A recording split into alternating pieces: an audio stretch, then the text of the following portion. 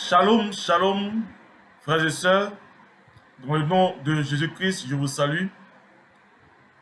Je suis le frère Thierry Daleba et nous avons pour mission d'apporter à l'humanité et particulièrement aux travailleurs l'évangile de Dieu, l'évangile du travailleur, l'évangile du travail. Parce que le travailleur a besoin d'être conduit et guidé dans son apostolat, dans sa vie ministérielle, parce que le travail est un apostolat. Et nous cheminons depuis le début de l'année et actuellement nous sommes à l'étape de marcher à l'école d'Abraham. Nous marchons à l'école d'Adam, marcher à l'école de Noé. Mais aujourd'hui, nous voulons faire une station pour nous mettre à l'école d'Abraham. Qu'est-ce que Abraham nous apprend? Qu'est-ce qu'Abraham nous donne comme connaissance, comme révélation? Et le thème que nous allons partager aujourd'hui va nous permettre d'entrer profondément dans la bénédiction d'Abraham. C'est le 8e thème de l'année et ce thème s'intitule « Porteur d'une extraordinaire destinée ». Nous sommes porteurs d'une extraordinaire destinée. Donc avec Adam, avec Noé, nous avons cheminé. Avec Noé, nous avons pris conscience que nous sommes dans un monde où des influences négatives sont à l'œuvre à cause du péché de l'humanité, des fléaux suite au jugement sur le monde. Ces fléaux sont en action sur notre vie. Et ces fléaux nous empêchent de pleinement jouir de la grâce de Dieu. Mais une fois qu'on a pris conscience que pour sortir de ce monde, pour sortir de l'influence de ce monde, il nous faut être cachés en Jésus, représentés par l'arche de Noé. Une fois que nous avons pris conscience de cela, il nous faut avoir une nouvelle vision, une nouvelle lumière sur notre destinée. Et le thème d'aujourd'hui, porteur d'une extraordinaire destinée, nous permettra de comprendre quelle est la destinée des élus de Dieu. Quelle est la destinée de la grâce que Dieu nous donne de révéler, de manifester sur cette terre des hommes.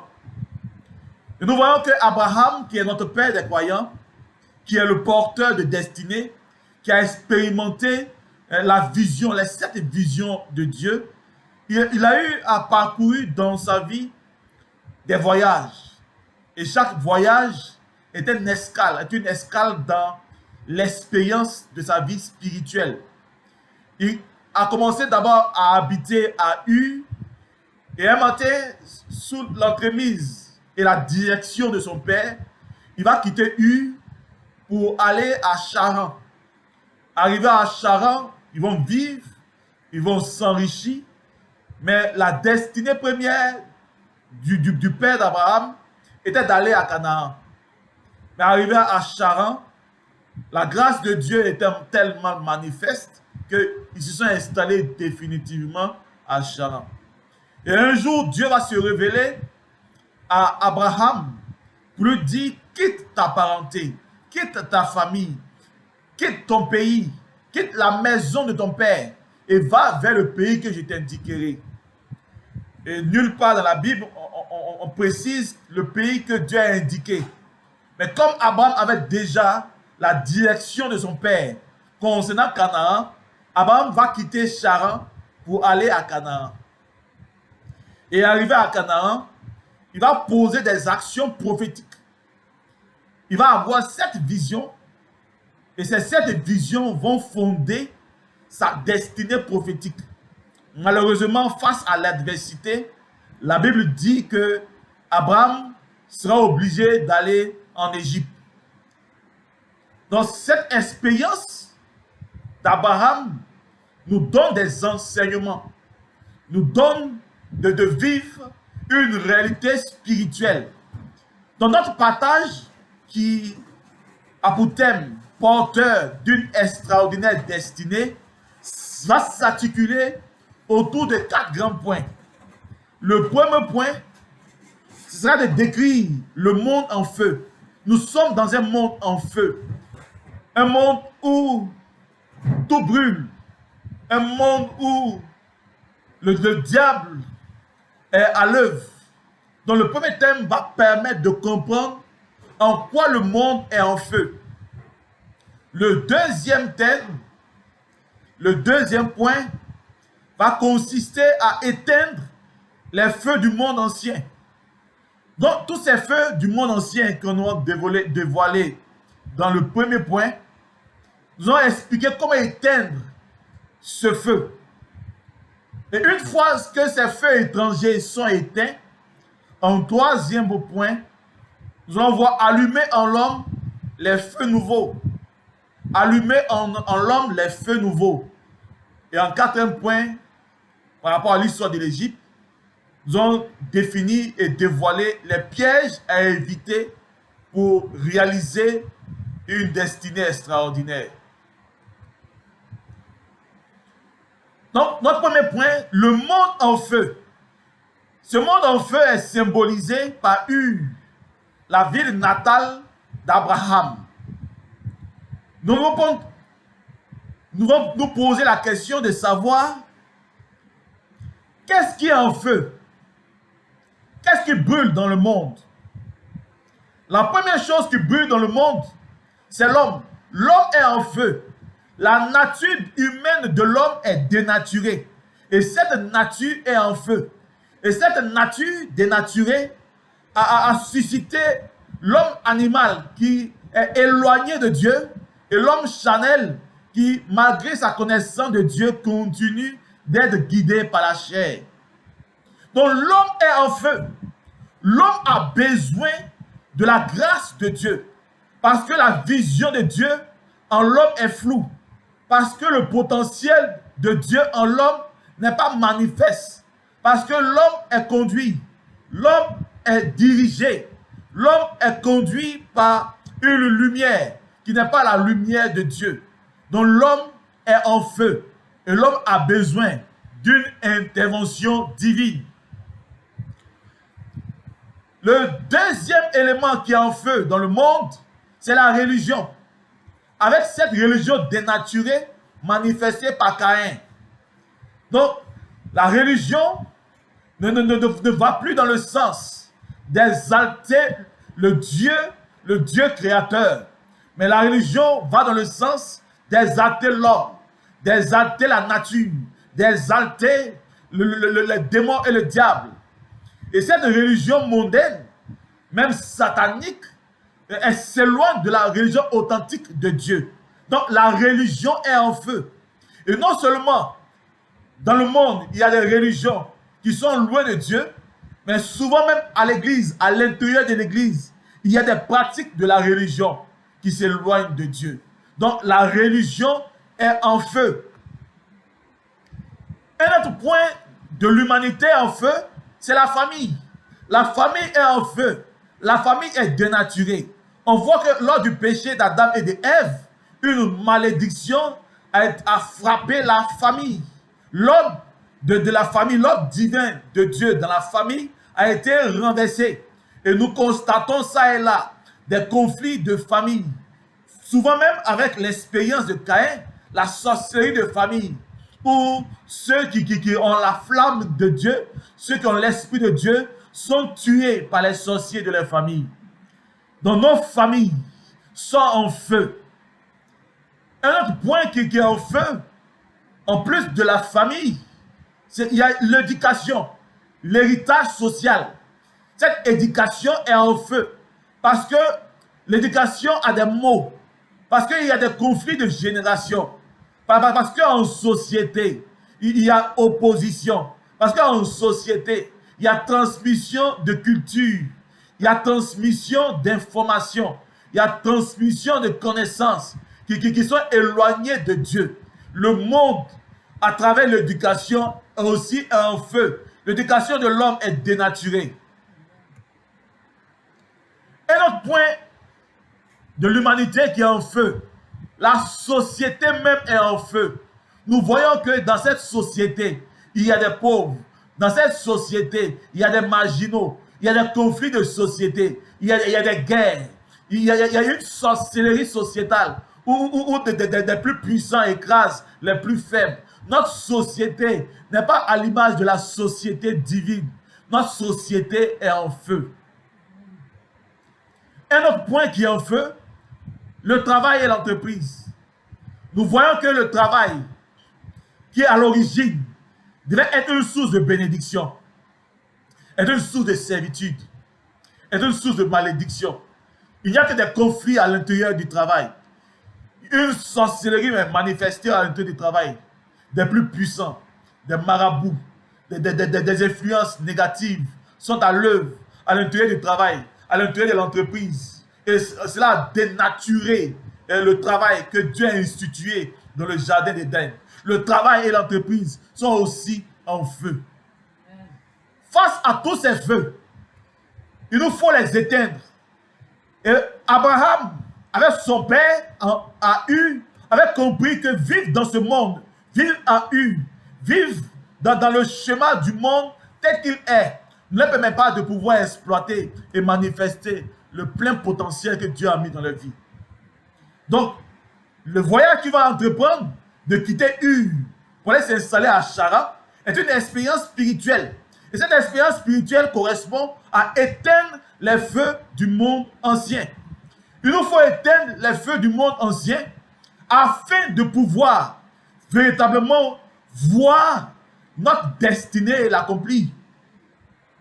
Tant que nous sommes dans le feu étranger, tant que nous sommes dans le feu qui ne confesse pas le nom de Dieu, il nous est impossible de voir la gloire de Dieu. Dans le deuxième point, il nous faut éteindre les feux du monde ancien. Et comment éteindre ces feux? Le premier moyen pour éteindre ces feux, c'est le dépôt de salut. Comme Dieu avait compris que l'humanité avait besoin de salut, il va avec l'homme vivre une histoire de salut depuis Noé jusqu'à Jésus. Il va vivre une histoire de salut. Il y aura différentes étapes qui seront manifestées pour le salut de l'humanité.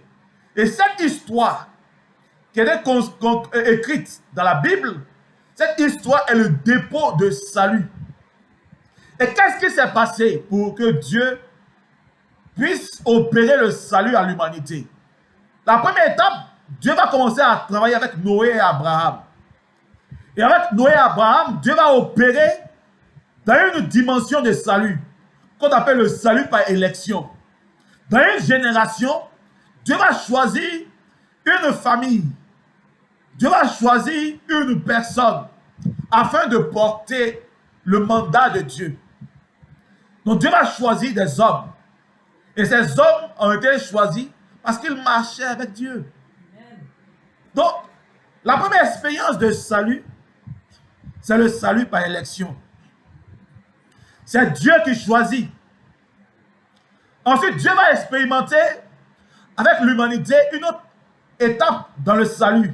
Avec Isaac, Jacob et les 12 fils de Jacob, Dieu va manifester qu'il faut être fils d'un père pour être sauvé.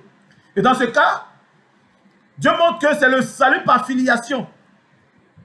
C'est pourquoi il ne suffit pas simplement d'être choisi par Dieu. Il faut naître de Dieu. Donc le salut par filiation. Quelle est ta filiation? Ta filiation détermine ta destinée. Amen. Avec Moïse, ce n'est plus seulement l'élection d'Abraham, ce n'est plus seulement la filiation avec Jacob, mais c'est maintenant le salut par la loi. Parce que quand tu es sauvé, quand Dieu t'a choisi, quand tu es né de Dieu, il faut vivre en Dieu. Il faut vivre pour Dieu. Il faut avoir une discipline divine. Et cette discipline divine a été manifestée dans la loi.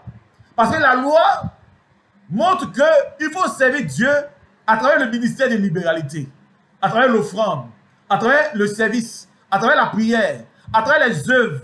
Ça c'est tous ces éléments que nous pouvons servir Dieu. Donc le salut par la loi. Avec David, Dieu fait prendre conscience qu'il ne suffit pas seulement d'être un élu de Dieu. Il ne suffit pas seulement de naître de Dieu. Il ne suffit pas seulement de marcher selon la loi de Dieu, mais il faut adorer Dieu. Donc le salut par l'adoration. Donc David va prendre toutes les dispositions pour adorer Dieu à travers les psaumes. Il va adorer Dieu, le salut par l'adoration. Avec Jésus, un autre niveau est franchi. Et cette fois-ci, c'est le salut par la foi. Il nous faut croire en Jésus. Il nous faut croire la parole de Dieu. Bien plus qu'il faut croire, il nous faut accomplir cette parole de Dieu. Il nous faut la réaliser afin que nous puissions être image visible de la parole de Dieu. Amen. Avec Paul, Dieu a montré qu'il ne suffit pas seulement d'avoir la foi. Il faut en plus de cela la connaissance. Donc le salut par la connaissance. C'est pourquoi les écrits de Paul sont des écrits doctrinaux où on révèle la connaissance, la révélation profonde des enfants de Dieu. Avec les prophètes et Jean le Baptiste et Jean qui a écrit l'Apocalypse, Dieu va nous faire prendre conscience que une étape ultime de notre salut, c'est le salut par la spiritualité. Il nous faut élever notre esprit afin de rencontrer personnellement Dieu et d'être impacté par la divinité, afin que ce qui est de Dieu soit révélé en nous et que nous soyons un miroir de la gloire de Dieu. Amen. Voici le dépôt de salut. Voici le dépôt de salut que Dieu met à notre disposition. C'est le premier moyen pour éteindre les feux du monde ancien. Le deuxième moyen, après la parole de Dieu, c'est la connexion à un père spirituel. La Bible dit que Terah, le père d'Abraham, avait montré à Abraham où Abraham devait prospérer, à Canaan. Et Abraham n'a fait qu'accomplir la révélation de son père. Un autre moyen pour être sauvé, il faut rencontrer un père spirituel. Car c'est une rencontre qui produit la transformation. C'est une rencontre qui produit l'engagement. Il faut s'asseoir au pied du Père afin d'acquérir la connaissance. Il faut s'asseoir au pied du Père afin d'acquérir la discipline de vie. Il faut s'asseoir auprès du Père afin d'avoir la vision de Dieu et marcher selon le plan de Dieu. C'est pourquoi il faut être connecté à un Père. Cette connexion nous donne d'expérimenter un plein potentiel d'une dimension particulière. Parce qu'à chacun est donné d'exprimer un plein potentiel de Dieu. Donc, le deuxième moyen pour éteindre les feux du monde, c'est la connexion à un Père. Si tu veux exercer un ministère d'homme de Dieu, il faut être connecté à un homme de Dieu. Il faut être connecté à un prophète. Il faut être connecté à un pasteur. Il faut être connecté à un apôtre. Il faut être connecté à un évangéliste. Il faut être connecté à un docteur. Cette connexion te connectera au ministère. Mais si tu es un travailleur, tu dois être connecté à un homme de Dieu qui, en plus, à la grâce du travail, à la dimension du travail, à un apostolat du travail, afin d'exercer pleinement ton potentiel de travailleur, d'homme de Dieu et de travailleur. Amen. La troisième connexion, ou moyen pour éteindre le feu du monde étranger, du monde ancien, c'est la nouvelle naissance. Il nous faut naître de nouveau, dans une dimension supérieure. Pas simplement une naissance au baptême, mais une naissance qui laisse l'Esprit de Dieu nous conduire, nous remplir, nous donner son plein potentiel, afin que ce qui est en nous de grand soit manifesté, afin que le divin qui est en nous soit manifesté. Il nous faut naître de nouveau, mais dans une dimension surnaturelle, dans une dimension supérieure, avoir un esprit supérieur, car c'est avec un esprit supérieur qu'en tant que travailleur, nous pouvons vaincre les adversités. Daniel avait un esprit supérieur. Peu importe l'adversité, il réussissait toujours à franchir les obstacles. Quatrième moyen pour éteindre le feu, il faut avoir une vie surabondante. La première vie était connectée à l'arbre de la connaissance du bien et du mal. Mais la seconde vie, la vie supérieure, est connectée à l'arbre de la vie. Et cet arbre de la vie produit en nous, libère en nous les 7 esprits qui agissent dans le travail. Les 7 esprits du travail. Les 7 esprits de la vie professionnelle. Et cet esprit-là fait de nous des vainqueurs. Cet esprit-là fait de nous des talents. Cet esprit-là fait de nous des leaders. Cet esprit-là fait de nous des experts. Et je veux que tu sois un travailleur qui impacte sa génération. Il faut donc expérimenter le baptême de l'esprit, mais dans la dimension professionnelle. Les 7 esprits de la vie professionnelle. Amen. Alléluia. Amen. Un 5e moyen pour éteindre les feux, c'est la protection surnaturelle. Mais chaque fois que Dieu donne un potentiel à un homme, ce potentiel attire 2 types de personnes. Les bonnes personnes qui sont appelées les amis de la destinée et les mauvaises personnes qui sont appelées les ennemis de la destinée. Donc chaque fois que tu as une option, chaque fois que tu as un potentiel, tu peux attirer les bonnes personnes, les amis de ta destinée, comme tu peux attirer les mauvaises personnes, les ennemis de ta destinée, qui vont avoir pour mission soit de te fortifier dans ta mission, dans ton apostolat, soit de détruire la vision. Mais je veux que tu sois un homme qui n'est pas la vie exposée, mais que ta vie soit sous protection divine. Que la mue spirituelle s'attache à ta vie pour protéger ton potentiel. Que le casque du salut, ça s'attache à ta tête pour protéger ton potentiel de sagesse. Que la cuirasse de justice s'attache à ta poitrine pour protéger l'amour divin qui circule dans ta vie. Amen. Que la ceinture de vérité s'attache à tes reins pour protéger ta force surnaturelle, ta force divine, ta force vitale. Amen. Que l'épée de l'esprit et le bouclier de la foi s'attachent à ta vie pour protéger le potentiel de tes mains, le potentiel de travail, le potentiel de bénédiction, le potentiel de possession. Que les chaussures te donnent les bonnes dispositions à annoncer l'évangile s'attachent à tes pieds pour protéger tes positions, pour protéger tes positions, pour protéger tes positionnements, pour protéger ton évolution. Afin que rien ne puisse t'arriver et que Dieu opère autour de toi des ouvrages de protection, une muraille de feu, que Dieu trace une haie sur ton chemin, afin que tu sois sous protection. Que de la même manière que les personnalités du pays sont protégées par une armée entière, aussi bien sur la route que dans les maisons. Étant donné que tu es un ambassadeur de Dieu, que l'armée de Dieu te protège. Dans le nom puissant de Jésus. Le 6e moyen pour éteindre le feu, c'est connaître sa destinée prophétique. Il faut connaître ta destinée prophétique.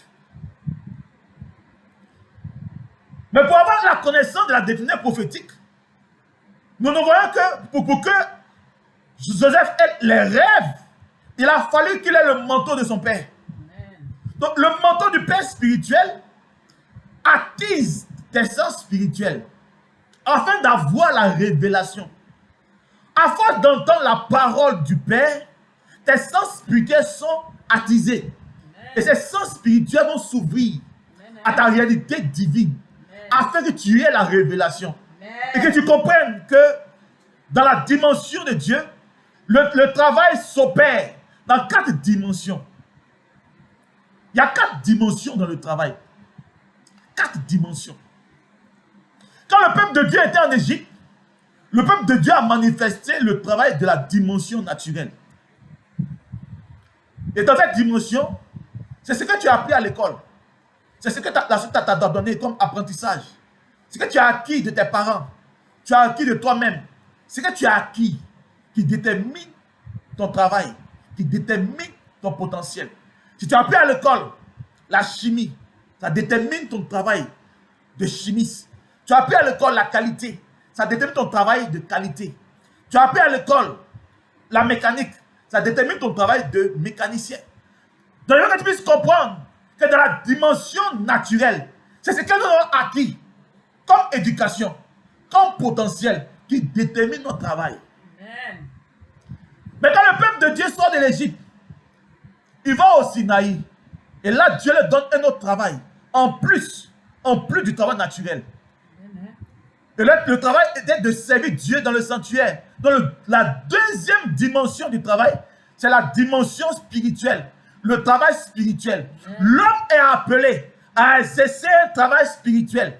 Pas seulement que naturel, mais un travail spirituel. À être un homme de Dieu, à servir Dieu dans le sanctuaire, à être un adorateur, à être un intercesseur, à être un prédicateur, à être un évangéliste pour la gloire de Dieu. Amen. La troisième dimension du travail, c'est la destinée ou la dimension du travail surnaturel. Quand le peuple de Dieu a fini d'apprendre le travail spirituel dans le désert, la Bible dit qu'ils vont entrer dans une autre dimension. Leurs pieds ouvrent les portes. Leurs cris fait tomber des murs. Les paroles ont une puissance. Et si ce que les pieds touchent produit du fruit, ils bâtissent un royaume sur la terre des hommes. Donc ils rentrent dans la dimension du travail surnaturel. Ce travail surnaturel, c'est ce pourquoi tu es né sur la terre. Il y a un mandat de Dieu sur toi. Il y a un projet de Dieu sur ta vie. Amen. Et dans le travail surnaturel, ton rôle est de l'accomplir. Le sujet de ce travail surnaturel peut être d'un naturel ou d'un spirituel. Mais il y a une dimension où tu ne fais pas d'effort pour accomplir ta destinée. Il y a un projet de Dieu. Il y a un besoin que tu dois réaliser. Il y a un besoin que tu dois combler. Amen. Tu es la source d'une bénédiction. Tu es la porte du ciel. C'est toi qui dois apporter la solution à l'humanité. Il y a un problème qui était suscité. Dieu l'a su depuis longtemps. C'est pourquoi tu es né pour apporter la solution à ce problème. Pour solutionner ce problème. Tu es né donc, non pas pour vivre simplement, mais tu es né à cause d'un projet divin. Le quatrième travail, c'est le travail christique, le travail divin. Tu dois refléter la divinité. Tu dois refléter Dieu. C'est pourquoi Christ pourrait dire en Colossiens 3,15 que Christ est l'image visible du Dieu invisible. On doit refléter Christ. On doit refléter Dieu. Amen. On doit former en nous le Christ. Amen. Il y a une dimension du Christ. Amen. Quand on te voit, on doit avoir Christ en toi. Amen. Non seulement Christ doit être en toi, mais Christ doit être sur toi. Amen. Tu dois transporter le Christ.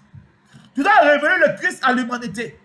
Tu dois élever ta nature à la divinité. Amen. Afin que ton potentiel ne soit plus un potentiel humain, mais un potentiel divin. Amen. Et je crois que c'est ton partage. Amen. Dans le nom puissant de Jésus. Amen. Voici le moyen pour éteindre les feux étrangers. Une fois que le feu est éteint, il faut activer le feu de Dieu. Il faut allumer les feux nouveaux. Ces feux qui vont te propulser dans une dimension extraordinaire. Et cela s'est manifesté avec Abraham quand Abraham a quitté Charan pour aller s'installer à Canaan. Canaan est la terre de destinée. Il faut comprendre une chose qui est importante. Même pour travailler, tu as besoin d'onction. Tu as besoin d'onction. Or, l'onction opère dans différentes dimensions de l'homme. Amen. D'abord, l'onction est en l'homme. Et quand l'onction est en l'homme, il produit le potentiel de la tête, la sagesse, le potentiel du cœur, l'amour, le potentiel des reins, la force vitale, le potentiel des mains, le travail, et le potentiel des mains, et le potentiel des pieds, tout ce qui est position et possession. Donc l'onction en moi libère mon potentiel. Amen. Mais l'onction n'est pas seulement qu'en moi.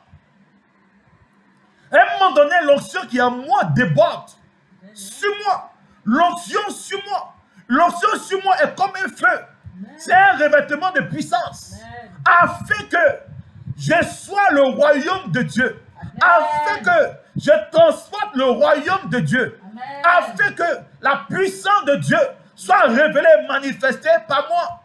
Afin que tout ce que je touche révèle la gloire de Dieu. Tout ce que je touche manifeste la puissance de Dieu. Afin que le royaume de Dieu soit en opération dans ma vie. Amen. Amen. Amen. Mais l'onction sur moi n'est pas encore suffisante. L'onction agit encore en étant autour de moi.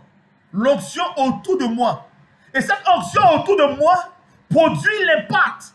Tous ceux qui entrent dans ma présence, tous ceux qui entrent dans ma présence sont impactés dans la vie. Amen. Tous ceux qui me côtoient sont impactés dans la vie. S'il y avait un blocage, parce que tu es entré dans le champ d'influence, dans le champ d'impactation, que ta vie change, même sans prière, que l'onction te touche, que l'onction te transforme, que l'onction te lève, que l'onction fasse de toi une boule de feu, que l'onction fasse de toi une source de transformation, une source de formation, une source de création, afin que quand l'homme est malade, quand il s'approche de toi, l'onction autour de toi le guérit. Quand il s'approche de toi, s'il y avait un blocage professionnel, l'onction autour de toi le guérit dans le nom puissant de Jésus.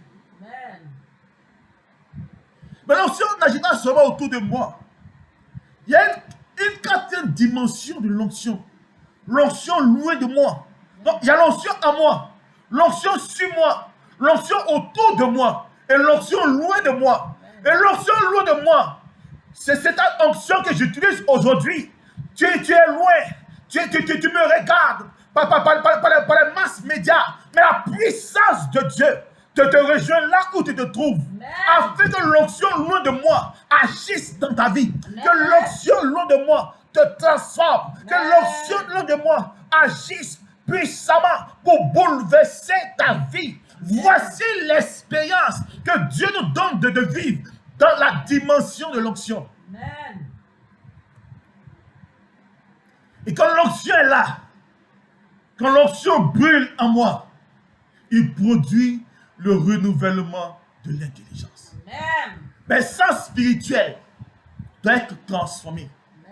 Je dois voir clairement le visible et l'invisible. Je dois entendre clairement le visible et l'invisible. Je dois sentir clairement le visible et l'invisible. Je dois goûter le visible et l'invisible. Je dois toucher le visible et l'invisible. Que la puissance de Dieu transforme mes sens afin que je sois sensible au monde, mais bien plus que je sois sensible au monde spirituel, dans le nom puissant de Jésus. Amen. Amen. Et quand cette onction change ma mentalité, renouvelle mon intelligence, je commence à comprendre, je commence à voir dans la dimension de Dieu. Amen. Et c'est quand il y a ce renouvellement que Dieu vient jusqu'à moi pour me donner la vision de la destinée prophétique.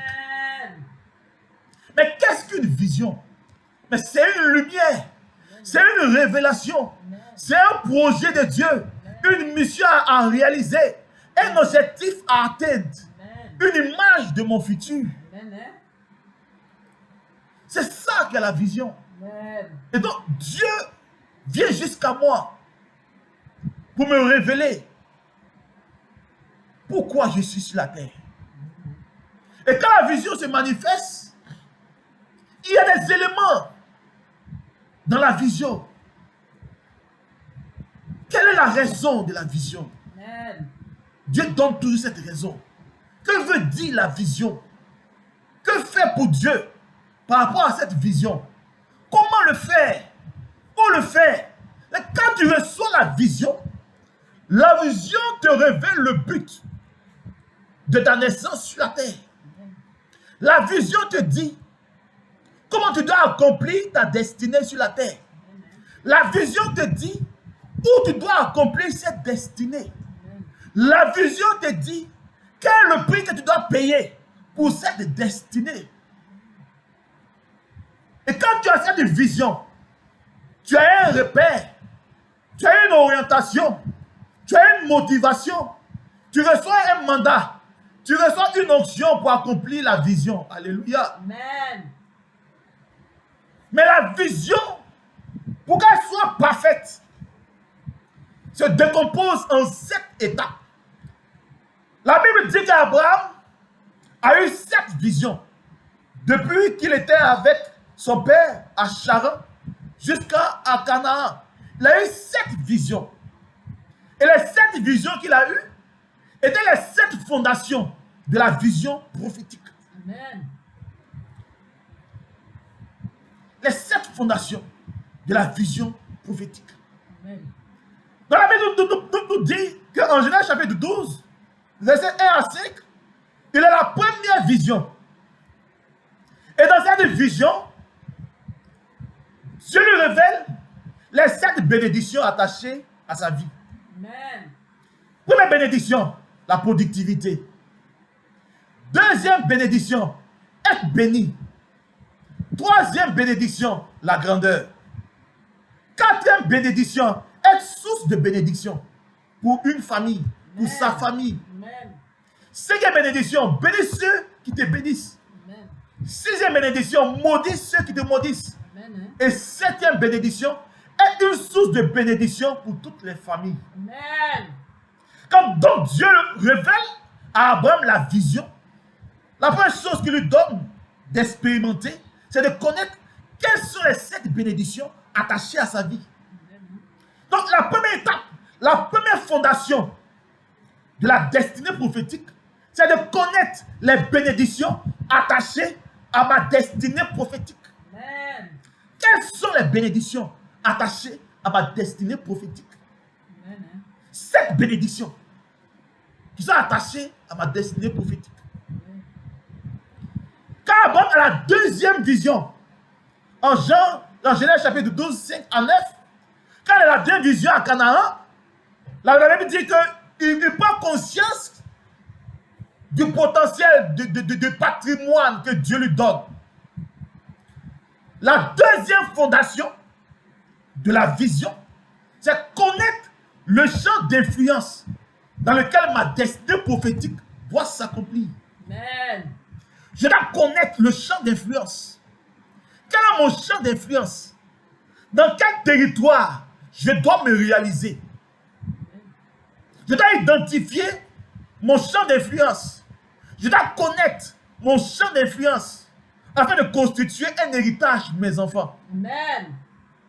Et quand je découvre mon champ d'influence, je bâtis un hôtel sur mon champ d'influence afin que non seulement j'ai les visions, mais en plus de cela, j'ai les positions dans ce champ d'influence. Amen.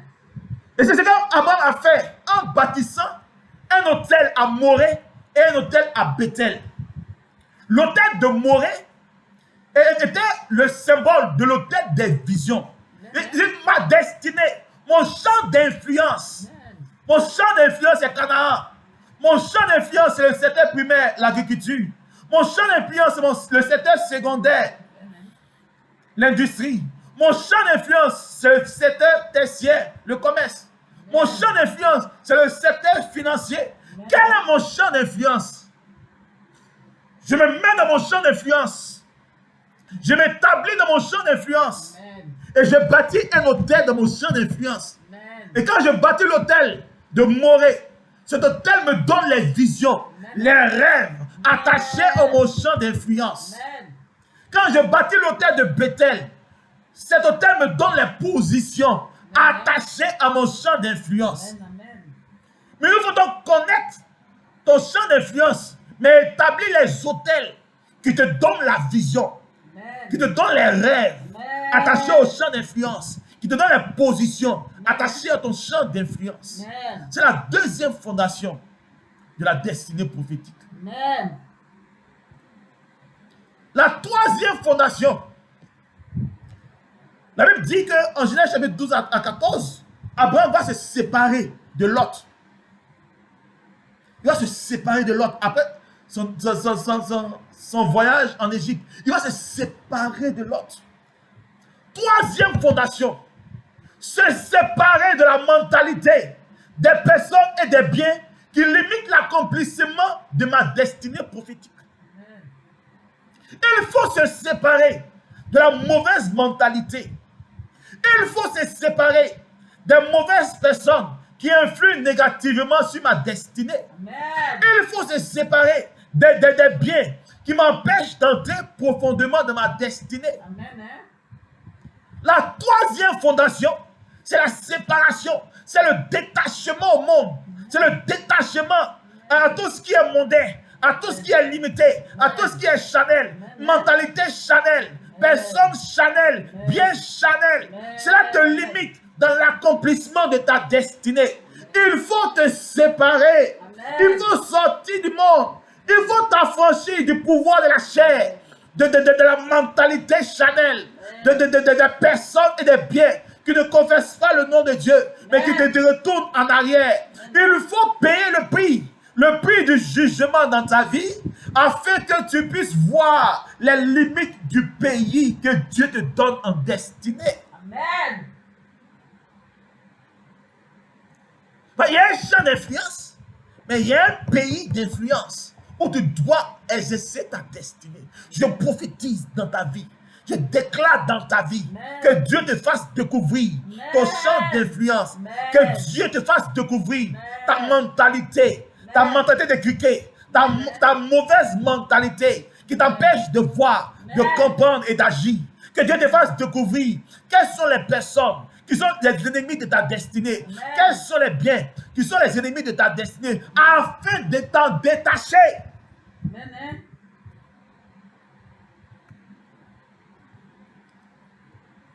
Quatrième vision, quatrième fondation. La Bible dit, en Genèse chapitre 15 à 16, qu'Abraham va avoir une vision. Il va faire une offrande à Dieu. Et au cours de cette offrande, Dieu va lui donner une vision. Il va lui dire que tes enfants seront esclaves. Seront esclaves pendant 400 ans dans un peuple. Alléluia. Amen. La quatrième fondation de ta destinée, c'est connaître les étapes du cheminement à accomplir. Quelles sont les étapes pour accomplir ta destinée? Amen. Il y a différentes étapes. Il y a un cheminement. Il y a un cheminement. Et dans ce cheminement, tu dois comprendre que même si je commence par les faibles commencements, le commencement n'est pas ma destinée. Le commencement n'est pas ma destinée. Il y a le temps des fondations. Il y a le temps des commencements. Il y a le temps où Dieu me donne de réaliser. Donc le temps des réalisations et le temps des accomplissements. Voici les 4 étapes de ma destinée prophétique, de ma destinée professionnelle. Fondation. Alléluia. Amen. Quand Dieu me donne de fonder, il me donne de commencer. Amen. Ensuite de me réaliser et d'accomplir ma destinée. À quelle étape tu te trouves? Mais laisse-moi te dire que peu importe l'étape, tu dois renouveler les fondations de ta destinée prophétique. Amen. Alléluia. Amen. Et dans cette destinée, tu dois comprendre que tu n'es pas né seulement pour réussir seul. Mais tu es né pour bâtir un peuple. Tu es né pour enfanter. Amen. Biologiquement, mais aussi spirituellement. Amen. C'est vrai, tu peux commencer par l'esclavage. Tu peux commencer par la servitude. Mais ton commencement n'est pas ta destinée. Amen. Ce n'est qu'une école de formation. Amen. Parce qu'après la servitude, il y a la liberté. Après la liberté, il y a la possession. Amen. Hein? Laisse-moi te dire que dans ton cheminement de ta vie professionnelle, tu vas prendre conscience d'un premier temps de ta servitude. Amen. Hein? Tu vas briser le joug de la servitude et marcher dans la liberté. Amen. En vue de quoi? En vue de posséder tes vrais biens. Amen. Hein? À quel état tu te trouves? Tu dois prendre conscience qu'il y a des relations, il y a des alliances qui retardent la bénédiction. Amen. Hein? Symbolisé par Agar, cette mauvaise alliance qui crée la confusion, qui crée la confusion dans la vie, qui produit des ressources. C'est vrai qui sont agréables, Ismaël, mais qui ne sont pas nécessaires. Parce que Dieu avait prévu que ce soit seulement Isaac qui puisse embellir la vie d'Abraham. Laisse-moi te dire que quand tu prends des actes en dehors de Dieu, tu peux avoir des ressources, mais ces ressources viennent en conflit aux ressources que Dieu avait prévues dans ta vie. Amen. C'est pourquoi, après avoir fait don à Dieu, afin que les mauvaises ressources soient offertes au Seigneur et que Dieu puisse te bénir des bonnes ressources. Amen. Cinquième fondation. Dieu a se révélé en Genèse chapitre 17 à Abraham et lui donner son nom. Je veux que tu comprennes que pour chaque destinée, il y a un nom de Dieu. Il faut connaître non seulement le nom de Dieu pour ta destinée, mais ton nom prophétique. Amen. Abraham s'appelait Abraham, que le Père élevé.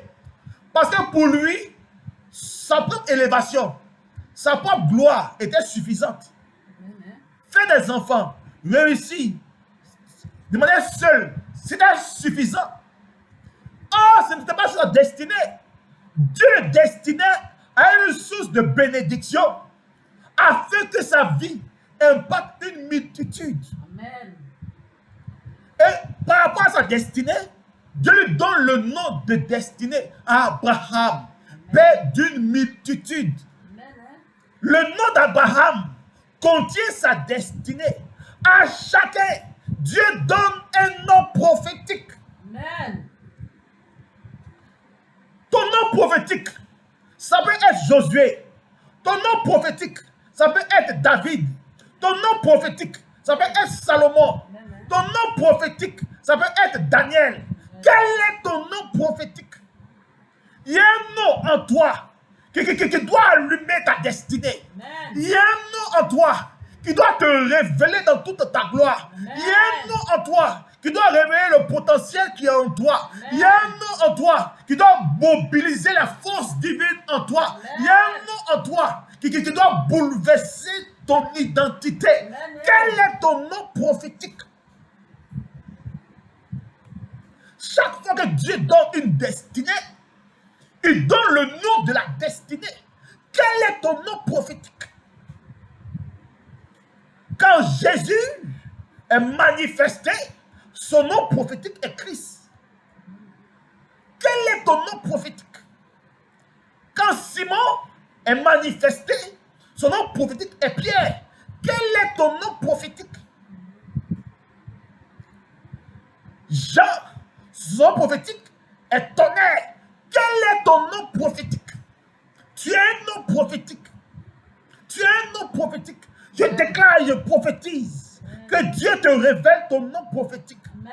Ton nom prophétique, un des prophètes de la Bible, un des rois de la Bible, Amen. un des personnages de la Bible, Amen. que tu dois déployer dans une dimension surnaturelle. Amen. Ça accomplit ses défauts, Amen. Hein? mais en réalisant dans la perfection ce qu'il a réalisé sur la terre. Amen. Hein? Sixième fondation.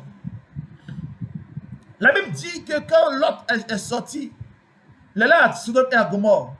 Mais il y a eu une guerre. Et Abraham était obligé de se battre pour délivrer son neveu. Alléluia. Amen. Je veux que tu puisses comprendre dans la sixième fondation, qui est contenue dans Genèse chapitre 18 au chapitre 22, qu'il faut payer le prix de la destinée prophétique. Amen. La Bible nous montre bien, et c'est clair, que quand Abraham a eu son fils Isaac, il était obligé d'offrir Isaac en sacrifice. Il y a un prix à payer. Pour chaque destinée prophétique, il y a un prix à payer. Tu dois d'abord briser le pouvoir des influences qui agissent contre ta fécondité naturelle et spirituelle. C'est ce qui est symbolisé par Sodome et Gomorrhe. Tu dois briser ces influences négatives afin que Dieu se souvienne de toi et te fasse entrer dans le temps du renouveau. Je déclare que tu entres dans le temps du renouveau afin que toutes les forces qui te limitaient soient neutralisées et que ta fécondité soit manifestée. Si tu avais une fécondité naturelle qui était limitée, sois fécond, enfante des enfants dans le nom puissant de Jésus. Reçois cette bénédiction. Si tu avais besoin de fécondité spirituelle ou surnaturelle, reçois ta bénédiction dans le nom puissant de Jésus. Le monde de comprendre qu'on paye le prix. On a un surplus de bénédiction. On a cette bénédiction qu'on appelle la révélation de notre destinée. Mais quand on paye le prix, Dieu nous donne encore cette autre bénédiction. Quelles sont ces bénédictions? La présence de Dieu, on marche dans la présence de Dieu, on est béni, on possède un patrimoine, on réalise les promesses des pères, on manifeste la productivité, on possède un héritage et une source de bénédiction. Ça, ce sont les bénédictions attachées à la vie d'Isaac, le fils. Et chaque fois que tu payes le prix, Dieu double ta part de bénédiction. Amen. Il double ta part de bénédiction. Amen. Que cela soit ton partage au nom de Jésus. Cinquième fondation. Genèse chapitre 22. Il est bon de comprendre que tu dois recevoir le mandat pour accomplir ta destinée prophétique. Amen. Quand Abraham a offert au Seigneur son fils, Dieu lui a donné un mandat. Tu posséderas la porte de tes ennemis. Amen. Tu vas enlever le poids qui est sur ta vie. Tu vas briser les liens territoriaux, symbolisés par Hugues. Les liens familiaux, symbolisés par Charan. Tu vas changer l'atmosphère de ta vie, l'atmosphère de ton pays. Amen. Tu vas briser les liens professionnels, symbolisés par l'Égypte. Tu vas briser le pouvoir de la sorcellerie, symbolisé par Guérard. Tu vas briser le pouvoir des blessures intérieures, symbolisé par Beth-Sheba. Tu vas briser le pouvoir de la mort, symbolisé par Moria. Donc, toutes ces influences qui agissaient dans ta vie, tu reçois le mandat d'accomplir ta destinée. Tu reçois le mandat. Tu reçois le mandat. Que cela soit ton partage dans le nom puissant de Jésus. Amen. Et quand tu as accompli cela, c'est l'une des rares fois où Dieu prend un engagement. Il prend un engagement. En Genèse chapitre 22, Dieu prend un engagement. Il prend 4 engagements. Il dit, je m'engage à te bénir. Je m'engage à te bénir. Je m'engage à faire proliférer ta descendance. Je m'engage à faire que ta descendance occupe la porte de tes ennemis. Je m'engage à bouleverser ta bénédiction, non seulement dans ta vie, mais dans la vie de ta descendance. Je m'engage à faire de toi un béni. Je m'engage à faire de toi un homme fécond. Je m'engage à faire de toi une lignée de vainqueurs et de conquérants. Je m'engage à faire de toi une source de bénédiction. Voici les 4 engagements de Dieu pour celui qui marche dans les 7 fondations de sa destinée prophétique. Amen. 4 engagements. Je m'engage, dit le Seigneur, je m'engage à te bénir, à faire proliférer ta descendance. Ta descendance occupera la porte de ses ennemis. Ta descendance, c'est en ta descendance que seront bénies les nations de la terre. C'est en ta descendance. Non seulement Dieu te bénit, mais il s'engage à faire de toi une dynastie. Amen. Oh Dieu, que ton nom soit béni. Que ton nom soit béni. Que Seigneur Dieu, le potentiel, Seigneur, qui doit changer ma destinée me soit donné. Que Seigneur Dieu, le potentiel supérieur de l'homme spirituel me soit donné. Que les forces spirituelles, que les dons spirituels, que les charismes, que les dons ministères soient mon partage dans le nom puissant de Jésus. Seigneur, je te prie que le potentiel supérieur de l'homme intérieur me soit donné. Que les forces psychiques, que le caractère divin, que le tempérament qui sied à ton cœur, que la personnalité qui sied à ton cœur, que la mentalité qui sied à ton cœur, que les intelligences que tu m'as données, que les fruits du Saint-Esprit soient mon partage dans le nom puissant de Jésus. Seigneur, je te prie que le potentiel supérieur de l'homme physique me soit donné, que les forces physiques supérieures, que la santé divine, que le dépassement, le surpassement soit mon partage dans le nom puissant de Jésus. Seigneur, je te prie que le potentiel supérieur de l'homme extérieur me soit donné, que Seigneur Dieu, je domine les forces sociales, que je domine la société, que le caractère social qui agrée ton cœur me soit donné, que le tempérament social qui agrée ton cœur me soit donné. Que la personnalité sociale qui agrée ton cœur me soit donnée. Que la mentalité sociale qui agrée ton cœur me soit donnée. Que les intelligences sociales me soient données. Que les fruits du Saint-Esprit qui manifestent les vertus sociales me soient donnés. Seigneur, change mon caractère. Change mon caractère. Donne-moi, Seigneur, des essais dans une dimension, Seigneur Dieu, prophétique et apostolique. Change mon caractère. Tu as révélé, Seigneur Dieu, qu'il y avait 4 anges, 4 êtres vivants, avec 4 faces. C'est-à-dire chaque face, Seigneur Dieu, symbolise le caractère que je dois avoir. Que la face d'homme, Seigneur Dieu, qui est le symbole du caractère de l'homme relationnel, que ce caractère soit mon partage au nom de Jésus. Amen. Que la face de taureau, qui est le caractère du serviteur, du bon serviteur, soit mon partage dans le nom de Jésus. Amen. Que la face de lion, qui est le caractère du bon leader, soit mon partage au nom de Jésus. Amen. Que la face d'aigle, qui est le caractère du prophète de Dieu, soit mon partage au nom de Jésus. Amen. Que Dieu me lève. Amen. Que Dieu me bénisse. Amen. Que Dieu me fasse expérimenter Amen. Le miracle de Dieu. Amen. Que Dieu fasse que j'évite de tomber dans le piège de l'ennemi. Dans le piège de l'ennemi. Parce que ma fécondité n'est pas une fécondité naturelle. C'est une fécondité surnaturelle. Amen. Je dois, oh Seigneur Dieu, être focalisé Amen. Sur la fécondité surnaturelle Amen. Afin que j'active en moi les fécondités de la terre de destinée. Libère mon potentiel. Libère ma productivité surnaturelle. Libère, Seigneur Dieu, ma nature de paix d'une multitude.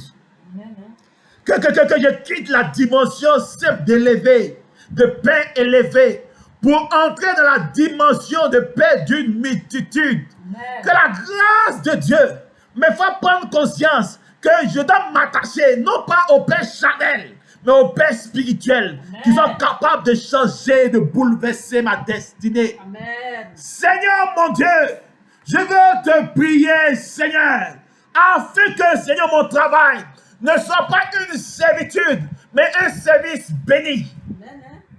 Seigneur, je veux te prier, oh Dieu, afin que, Seigneur, je ne m'attache pas aux alliances parasites, mais que je sois focalisé sur ta véritable alliance. Amen. Afin que le grand qui est en moi soit révélé. Seigneur, je suis porteur d'une destinée extraordinaire. C'est mon destin, c'est ma destinée, né pour réussir, né pour impacter, né pour être élevé, né pour réaliser un rêve, né pour accomplir une destinée, né pour être une source de bénédiction. Je suis né pour accomplir un rêve de Dieu. Et Seigneur, c'est ce rêve, Seigneur, je le porte, Seigneur Dieu, avec modestie. C'est pourquoi, Seigneur, bénis-moi de toutes sortes de bénédictions, afin que, Seigneur Dieu, ma vie soit le témoignage de ta gloire, afin que, Seigneur Dieu, ma prospérité ne soit pas liée, Seigneur Dieu, au seul homme que je suis, mais que ma prospérité soit attachée, Seigneur Dieu, à ma maison, que ma prospérité soit attachée à ma ville, Seigneur, à mon pays, au monde entier, que, Seigneur, je dois prospérer à la dimension du monde. Et que, Seigneur Dieu, je sois l'instrument de ta gloire. Je te bénis, Seigneur, pour ton miracle. Parce que, Seigneur Dieu, tu es le Dieu de toute gloire. Que ton nom soit béni. Toi qui m'élèves dans toute ta gloire. Seigneur Dieu, en ton nom, nous allons prier. Et nous te disons, Seigneur Dieu, Amen. Shalom, shalom. Pour cette expérience de gloire que nous venons de vivre. Nous prions le Seigneur que il puisse agir dans votre vie. Il puisse transformer votre identité. Il puisse faire de vous des porteurs extraordinaires d'une destinée de gloire. Si tu as besoin d'être conduit, d'être guidé, tu peux nous contacter. Tu peux nous contacter sur notre email thierrydaleba12@gmail.com. thierrydaleba12@gmail.com. Tu peux aussi suivre tous ces enseignements sur notre chaîne YouTube, Impact Professionnel TV, sur YouTube. Et à travers ces échanges, nous pouvons ensemble cheminer pour révéler la véritable nature de Dieu dans ta vie. Que Dieu te bénisse, que Dieu bénisse ta vie, parce qu'il est vivant pour les siècles des siècles. Amen.